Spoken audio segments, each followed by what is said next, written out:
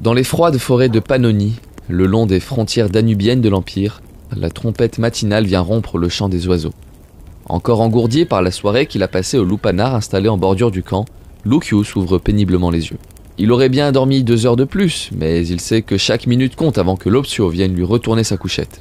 La nuit a été glaciale et le sol est gelé. Lucius enfile ses chaussettes, ses bandes moltières, ses caligae et sort de sa tente pour se retrouver face à ses camarades. Tous s'activent déjà sur le camp.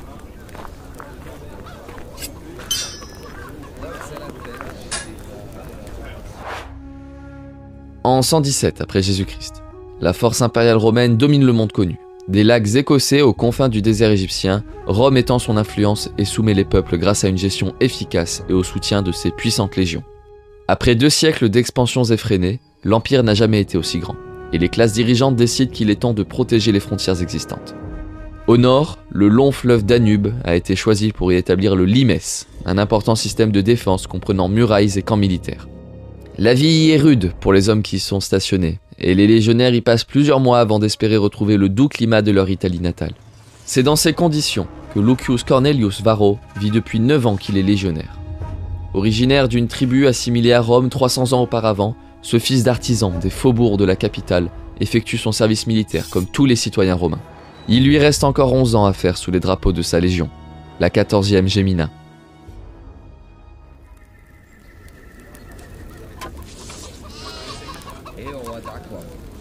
Mais pour l'heure, sa priorité est de trouver de quoi manger.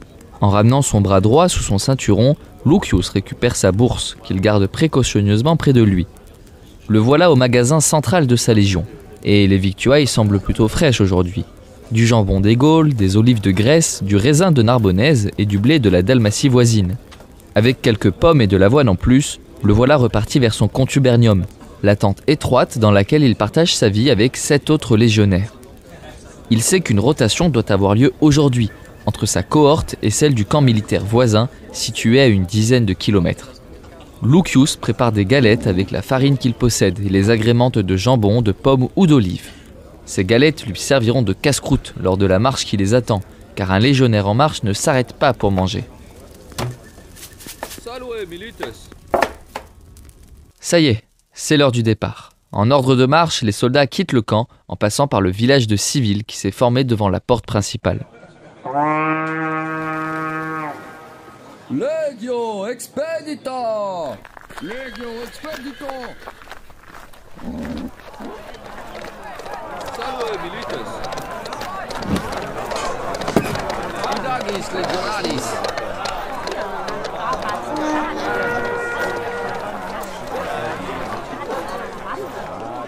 La marche, voilà une activité constante dans la vie du légionnaire. C'est également un sujet au cœur des recherches de Jan Le Boec, historien spécialisé dans la Rome antique.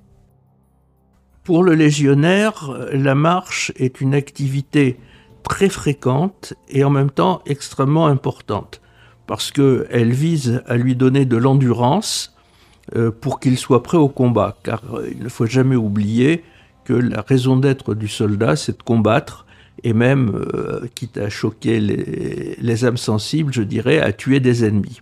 Donc, la marche vise à endurcir son corps, d'abord. Pour l'endurcir, on lui fait faire de longs trajets, 50 à 60 km à la file, presque sans arrêt, avec un chargement extrêmement important. Le légionnaire, quand il marche, a tout son équipement, le casque, la cuirasse, le bouclier, l'épée, et ça fait environ 25 kilos.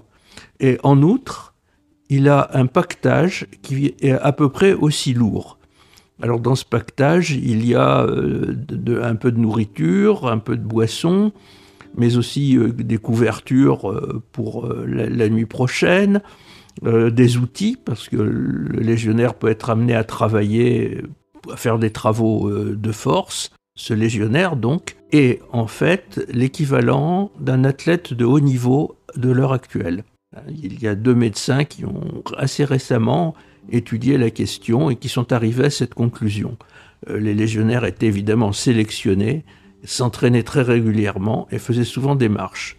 Il y avait aussi des marches pour l'activité proprement militaire, c'est-à-dire pour le combat. Le légionnaire allait d'un camp à un autre, où il avançait en territoire ennemi pour rencontrer des barbares, les affronter en combat. Et c'était une activité évidemment qui était moins fréquente, mais qui était nécessaire. Alors le légionnaire ne portait pas de chaussures quand il marchait, dans 95 cas sur 100, il marchait pieds nus. Nous savons que les gens qui marchent pieds nus, qui ont l'habitude de marcher pieds nus, ont le dessous des pieds endurci, recouvert de cornes. Ils mettaient des chaussures uniquement au combat, et ces chaussures étaient cloutées, et ils perdaient beaucoup de clous, fichaient le camp, et c'est grâce à ces clous perdus que les archéologues peuvent parfois reconstituer des batailles et des trajets de légionnaires au moment des combats.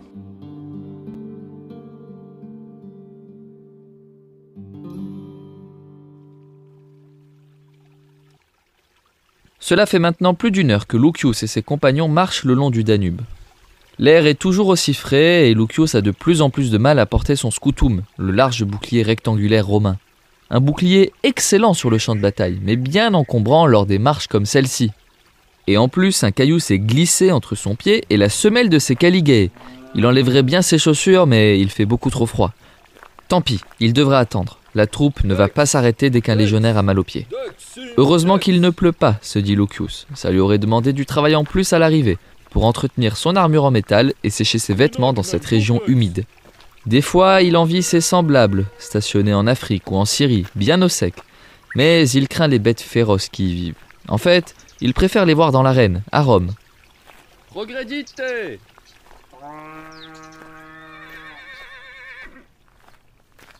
Enfin, le camp d'Aquincum est visible et les légionnaires vont pouvoir se reposer. Enfin, pas tout à fait. Quand une armée se déplace, il y a donc nécessairement ce qu'on appelle des camps de marche, qui sont construits pendant la marche au fur et à mesure de la progression de la Légion. Alors dans ce cas-là, la Légion progresse très peu. Elle fait 10 à 12 km par jour, tout simplement parce qu'une partie du matériel est transportée par des bœufs, et que les bœufs ne peuvent pas faire beaucoup plus de 12 km par jour, même en courant, ce qui leur arrive assez rarement.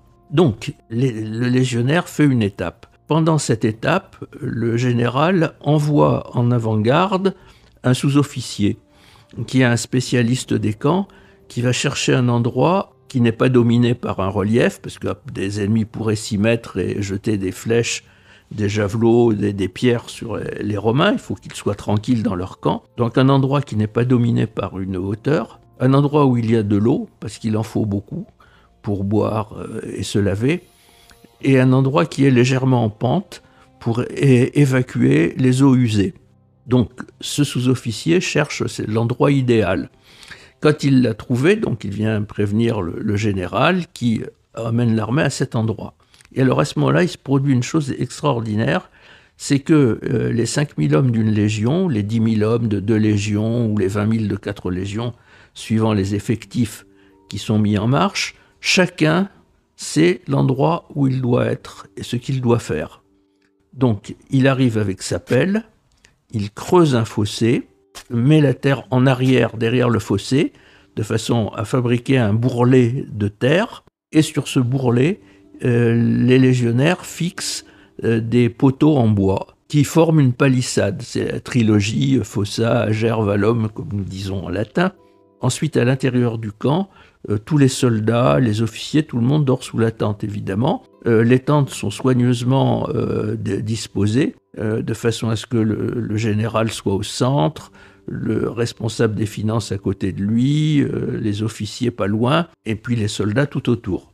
On passe la nuit là, et au matin, chaque soldat retrouve son emplacement, l'endroit où il a commencé à travailler. Les pieux de bois sont enlevés, chargés sur les bœufs qui accompagnent l'armée. Le bourrelet de terre est enlevé et le fossé est comblé. Parce qu'il ne faut pas que le camp puisse être réutilisé par des ennemis. Et c'est seulement une fois que ce travail a été fait que l'armée s'ébranle de nouveau pour aller 10 ou 12 kilomètres plus loin. Ce soir, Lucius n'ira pas au lupanar. il préfère se concentrer sur sa foi et participer aux célébrations organisées pour le dieu Mars. Il sait que sa légion a reçu la bénédiction du dieu de la guerre et souhaite l'honorer pour qu'il lui porte chance dans les batailles à venir. Quelques-uns de ses camarades n'iront pas prier Mars ce soir, préférant défier les autorités en adulant un soi-disant fils de Dieu mort il y a presque 100 ans. Lucius se dit qu'il devrait essayer de mieux connaître cette foi. Mais ce n'est pas le moment de réfléchir à ça. Le bruit court que le nouvel empereur Adrien a de grands projets pour son armée. Qui sait de quoi sera fait demain ?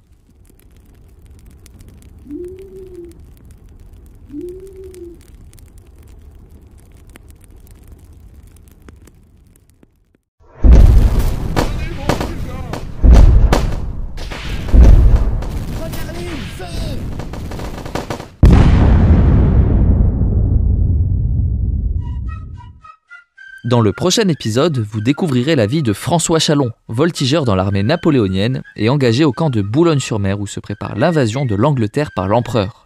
Mais d'ici là, n'oubliez pas que la guerre est plus douce quand on reste au camp. Merci à Yann Le Bohec, écrivain et historien spécialisé dans la Rome antique, pour sa participation à cet épisode de Quo Vadis Milites. Retrouvez dès maintenant mes autres contenus historiques sur ma chaîne YouTube.